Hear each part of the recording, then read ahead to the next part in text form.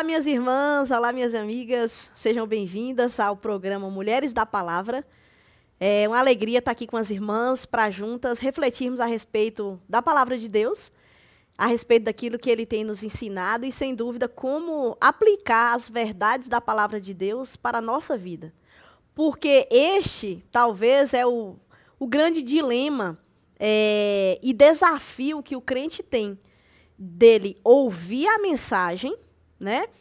Na EBD, nos cultos, você sempre está ouvindo a palavra de Deus e lendo também. Mas como aplicar na vida real, na prática, e como você vai, por exemplo, o fruto do Espírito, como ele vai aí se desenvolver na sua vida. Então, essa questão da prática, ela é fundamental para a nossa vida. Como isso vai acontecer? E hoje, eu gostaria de trazer uma reflexão a respeito do amor que nos constrange, ou o amor que constrange. Você já passou por uma situação constrangedora? Quando a pessoa tem criança em casa, isso às vezes acontece, né? Eu estava refletindo a respeito dessa palavra constrangimento, porque no português ela significa algo como causar embaraço, inibição ou desconforto. Uma situação, né, que acontece, que talvez causa esse embaraço. E aí eu estava lembrando, uma vez na casa da minha mãe, estava eu, minha mãe e um sobrinho pequeno em casa. E lá nós recebemos uma visita. E era uma mulher, e ela estava ali, né, contando um caso para minha mãe, isso e aquilo, e estávamos todos sentados. E, de repente, essa mulher, depois de uma conversa ali já um pouco longa, ela ficou de pé e falou, olha, eu já vou embora. E todos nós ficamos, né? Ela estava ali só dando aquelas palavras finais para poder ir embora. Só que aí a mulher mesmo lembrou de algum assunto e começou de novo a conversar. Como a conversa ia se estender um pouco, ela sentou. E aí meu sobrinho falou assim, ué, você sentou, mas você não ia embora? Aí nós demos uma risada, né? A criança super sincera. E aí, depois dessa risada, minha mãe conseguiu ali, né, mudar um pouco, né, ficou um pouco constrangedor. E minha mãe, não tem problema não, criança é assim mesmo, pode ficar à vontade, viu? Fica aqui o tempo que você quiser. Mas acontece na nossa vida uns momentos de constrangimento. O apóstolo Paulo, na carta de Coríntios, ele vai usar esse termo, constranger. E ele diz o seguinte, 2 Coríntios 5, versículo 14 e 15. Ele diz assim, porque o amor de Cristo nos constrange, julgando nós assim, que se um morreu por todos, logo todos morreram. E ele morreu por todos, para que os que vivem não vivam mais para si, mas para aquele que por eles morreu e ressuscitou. Então, veja, essa palavra constranger que Paulo usou, um verbo grego, ele significa pressão que aprisiona e restringe. Então, quando o leitor, ele leu, né, os primeiros leitores leram essa frase, o amor de Cristo nos constrange, era algo que eles entendiam que, por conta de uma situação, a pessoa ela estava aprisionada e limitada para ter um determinado modo de vida. E isso é extremamente significativo. O amor de Cristo, ele nos constrange. A quê? A um determinado tipo de vida. Mas antes da gente chegar nesse determinado tipo de vida, a gente tem que entender o que é este amor que constrange. E aí, nós podemos pensar justamente o que Paulo ele vai trazer nessa carta de 2 Coríntios e nesses capítulos. Ali, Paulo está falando sobre o que Cristo fez por nós. O que Cristo fez é extremamente importante. Primeiro, uma compreensão intelectual, né? Então, nós vamos cada vez escutando, lendo. E nós precisamos, irmãs, depois dessa compreensão, meditar, que é o pensar, o ruminar a respeito da obra de Cristo, a sua vida, a sua morte e ressurreição. E como isso nos afeta. Outros textos da Bíblia vai dizer que nós amamos a Deus, a Cristo, porque Ele nos amou primeiro. E Cristo nos amou primeiro, e aí outro texto vai trazer, né, que Deus prova o seu amor para conosco, pelo fato de ter Cristo morrido por nós, sendo nós ainda pecadores.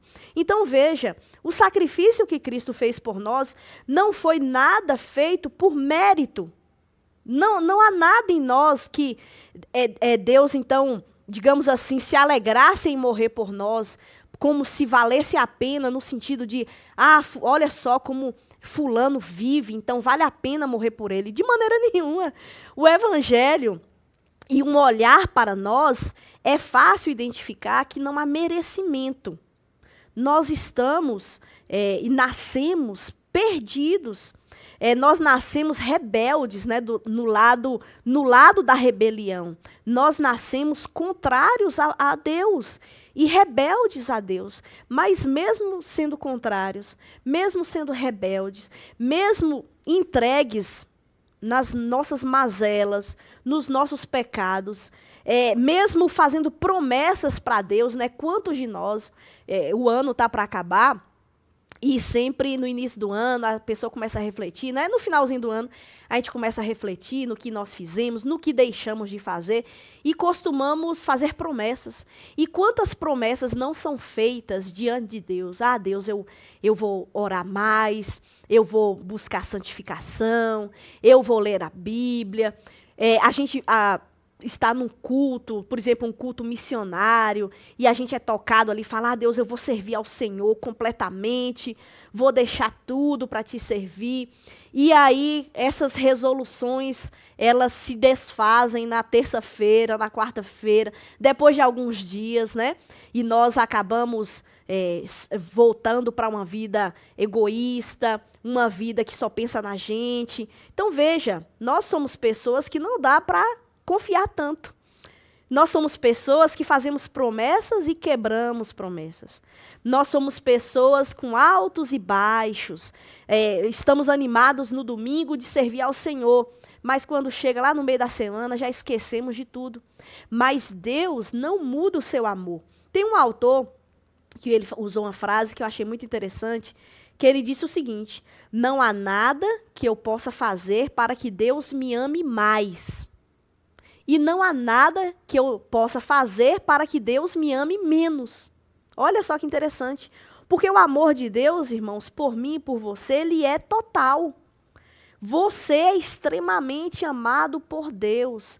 Seja você fazendo, sei lá, coisas, né, que de repente a gente pode elencar aqui, que Deus vai me amar porque eu deixei de fazer isso, ou eu estou agora só evangelizando, eu entreguei minha vida completamente.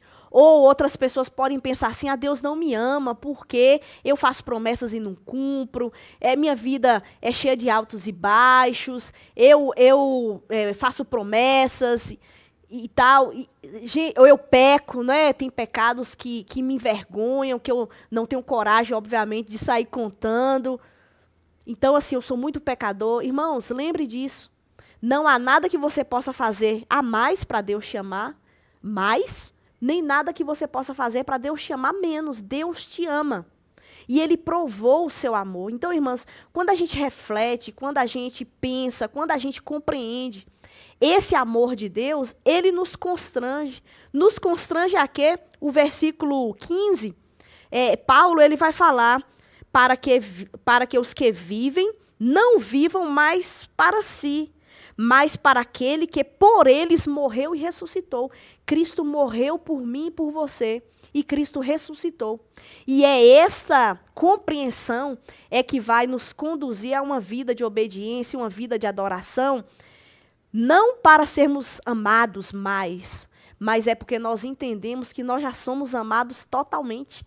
Então, a nossa vida se torna, irmãs, uma resposta daquilo que nós já recebemos em Cristo.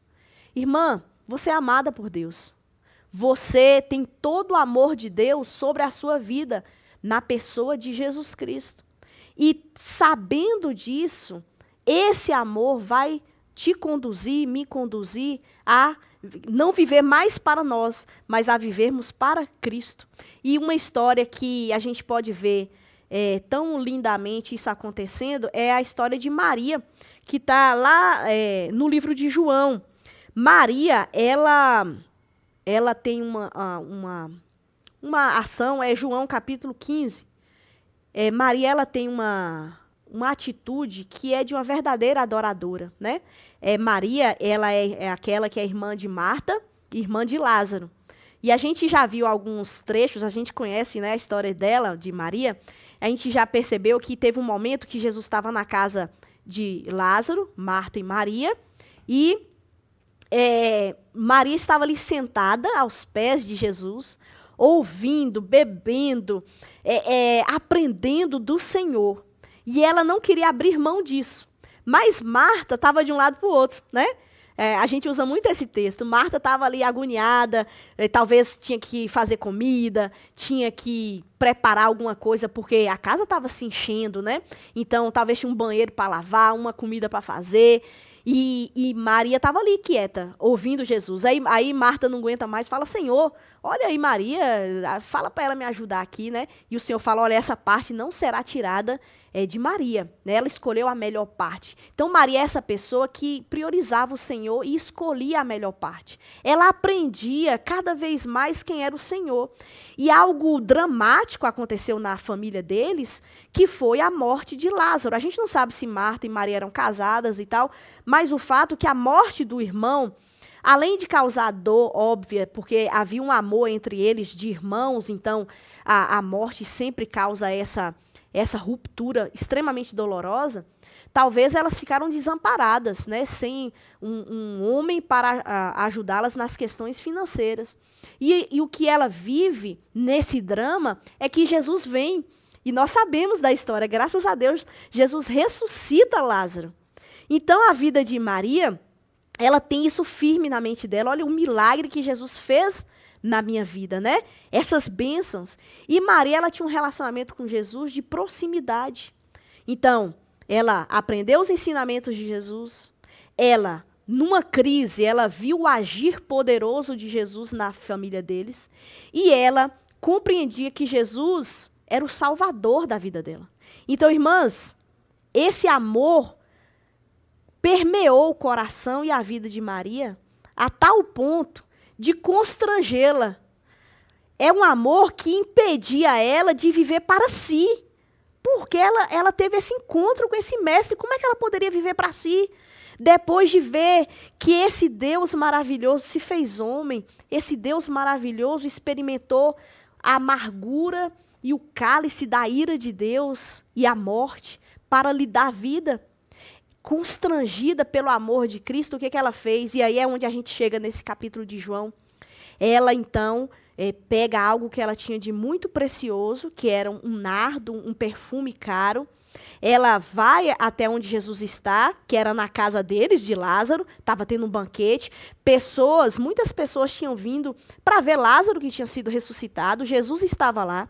Ela, então, pega aquele frasco com esse perfume precioso, unge os pés de Jesus e seca os pés de Jesus com os cabelos.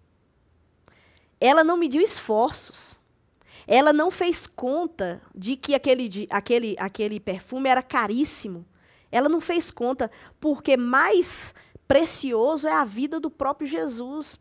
Mais caro e mais dispendioso foi o que Cristo fez por ela. Então, esse gesto não representava nada diante do que Cristo fez por ela. E ela sofreu ali uma certa crítica de Judas, mas o Senhor foi lá e corrigiu Judas, porque ela estava expressando a sua adoração, porque ela foi amada pelo Senhor. Quando nós compreendemos o amor de Cristo por nós, as transformações da nossa vida acontecem não como um constrangimento que você fica sem jeito, mas é um constrangimento de amor e alegria. Olha, eu vou servir ao meu Senhor com o meu corpo, com os cabelos como ela fez, com algo precioso, porque o Senhor fez muito mais por nós. E a reflexão desse dia que eu quero trazer para você é: medite no amor que Deus tem por você. Só o amor de Cristo pode transformar a nossa vida. Quantas vezes a gente assiste programas e palestras e tudo mais, onde pessoas querem trazer receita de bolo, né? Faça isso, você tem que fazer isso, você tem que fazer aquilo, para alcançar determinada coisa. Quando nós somos alcançados e compreendemos o amor de Deus, nós, obviamente, vamos viver de determinada maneira, não mais para a gente, como o apóstolo escreveu, mas para aquele que ressuscitou, não para ganharmos alguma coisa. Eu vou fazer isso para eu poder casar, para eu poder ter um lar melhor, para meu marido ter esse tipo de comportamento. Irmãos, Cristo não é um meio, Cristo é um fim em si mesmo. E é nele que nós vamos encontrar todo o amor que precisamos, e é nele que vamos ter a vida verdadeira. Sem dúvida, Maria não se arrependeu do que ela fez, e sem dúvida ela faria de novo, porque ela se tornou uma adoradora, porque ela foi alcançada pelo amor genuíno do nosso Senhor. Que você, minha irmã, possa refletir nisso nesse dia, que o amor de Cristo possa preencher completamente a sua vida, porque o amor de Deus já está derramado sobre nós. Então reflita a respeito disso. Ore ao Senhor, talvez se você não tem ainda esse relacionamento íntimo, fala: Senhor, eu quero experimentar do teu amor, eu quero compreender na minha vida este amor, e sem dúvida, transformações virão na sua vida de forma gradual, mas de forma espontânea, a partir do evangelho na sua vida. A transformação acontecendo de dentro para fora, porque primeiro você sabe que o amor de Deus foi derramado na sua vida. Que Deus te abençoe. Obrigada por você me acompanhar até aqui. Espero ser bênção e te aguardo nos próximos programas nossos. Amém? Deus abençoe e até a próxima.